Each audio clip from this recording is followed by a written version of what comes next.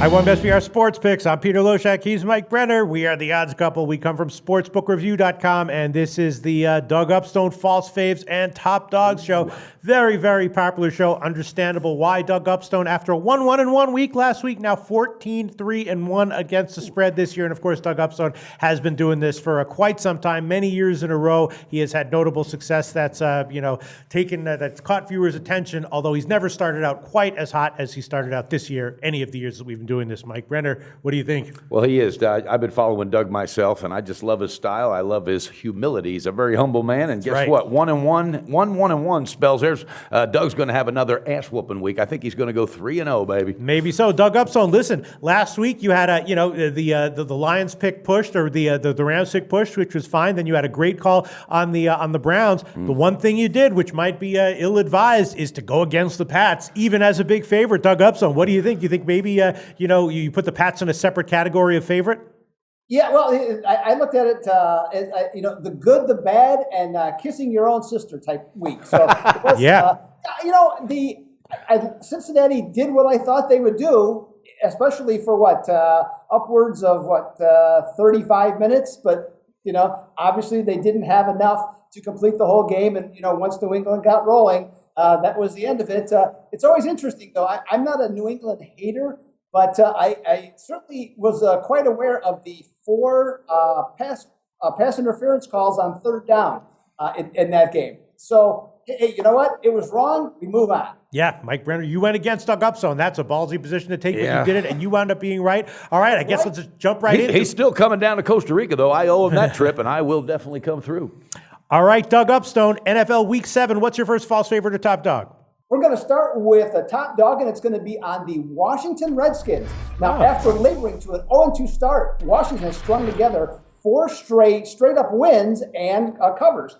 Now, their turnaround is linked on offense to everybody on the team doing their job. This is not an overly talented team, but everybody pulling on the rope at the same time, and they've gotten a lot better in that way. Defensively, this is real simple, guys. All they've started to do is tackle. The first several games, they did not do that at all. Now they are gone from a fundamental standpoint, and so that's really helped them, a great deal. Now Detroit comes into this game on their 3rd straight home game, and they've won the first 2. But I couldn't find the exact record, but I know in the back of my mind that teams playing 3 straight road games with a record of 500 or less typically lose the next game, and they're even worse against the spread. When I look at Washington being 7-0 against a spread versus teams allowing 350 or more yards per game, I got the Skins as an outright winner and a top dog. That might be tailable. The Sharps were on the Redskins a bunch of times during the early part of this season, and the Lions, betting against the Lions one way or another, they seem to disappoint more often than not, right, Mike Brenner? Absolutely, and you know what? Doug touched on something. Washington's picking up momentum, steam, and confidence, and that's dangerous. I like that one. Doug Upstone, what's your second false favorite or top dog for NFL Week 7?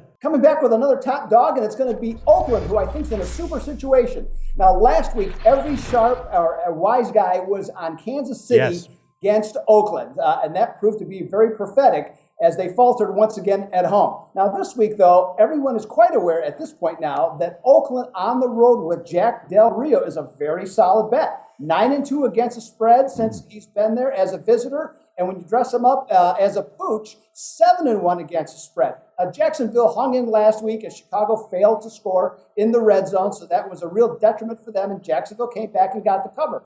But this is only the 7th time since 2013 that Jacksonville is a home favorite. I look at all 6 games that Oakland has played this year. The visitor has gotten the money each time. Let's count it on being 7 in a row in this particular contest. All right, fine. Kind of the same deal as the Washington game. You've got a clearly strong team as a small dog against a clearly shaky team, right, Mike Brenner? Going against Jacksonville, same kind of feeling as going against Detroit, right? Well, that was one game that was on my target, and I was waiting to see if it was on Doug's list, and it is, and I'm going forward with that. That's going to be one of my official picks because I just think, Jacksonville, the first first half of that game looked terrible last week. Yeah. Second half, I think Chicago gave it away more than Jacksonville won it. And I think that Oakland has some stuff to straighten out. And with that road record, I think this is the week they do it because it's too talented of a team to, start heading backwards. I'm jumping on board myself, I mean, baby. on the Monday opening line show, we looked at that one. We were like, is Oakland getting disrespected here? So you want to go official? You want to add this right now? Okay. Absolutely. Oakland just on the full game? That's it. Open up the door to Doug's car. I'm jumping in, baby. All right. Oakland on the full game. Mike Brenner has already tailed officially one of Doug Upstone's picks this week. Doug Upstone, what is your third false favorite or top dog for NFL Week 7? My third one is going to be a false favorite, but it's on the total being incorrect. Wow. Now, the public is sending New Orleans and Kansas City total higher, up from 49 to 50.5. And why wouldn't they? You look at this game, the Saints are averaging 31 points a game, giving up 33.6 points a game. Well, when you look at this game, and if you follow the Saints for quite a while since Drew Brees has been there, and especially since 2012, when they have to head outdoors, the offense is not nearly as potent.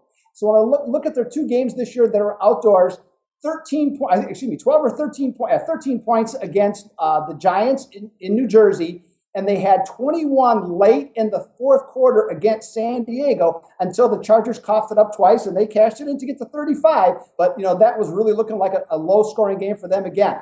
I look at Kansas City here. They're going to want to control the ball, run the tempo with short passes, and keep that New Orleans defense on the field and keep the Drew Brees off the field. I look at this game. I think the total's going the wrong way, and I think it's an underplay here. Wow. Interesting analysis. What do you think, Mike Brenner? I'll tell you what, I like that because it started me thinking, New Orleans is not a really strong road team as far as scoring. That's just true. It's like when they get out of that element, something changes. And Kansas City, big win last week. That defense is going to clamp down, and I guarantee you they've been looking at some film on Drew Brees because if they can contain that, they can get this game. I like that, and I'm not a totals guy, but that's starting to make some sense. Yeah. I'm dying to hear your I actually, input. that one I haven't crunched. There was not a that he was just one game I crunched didn't it get for to. you. Yeah, I know. Maybe I'll just tail it blindly. Certainly, doing that long term with Doug Upstone's picks has been very, very profitable this year. Again, 14-3-1 against the spread in this show. 3 nice picks, Doug Upstone, for NFL Week 7. Thanks so much. We'll talk to you again next week for Week 8. Thanks, Doug. Research before you bet. Be sure to check out SPR Picks for the best game predictions, breakdowns, and much, much more.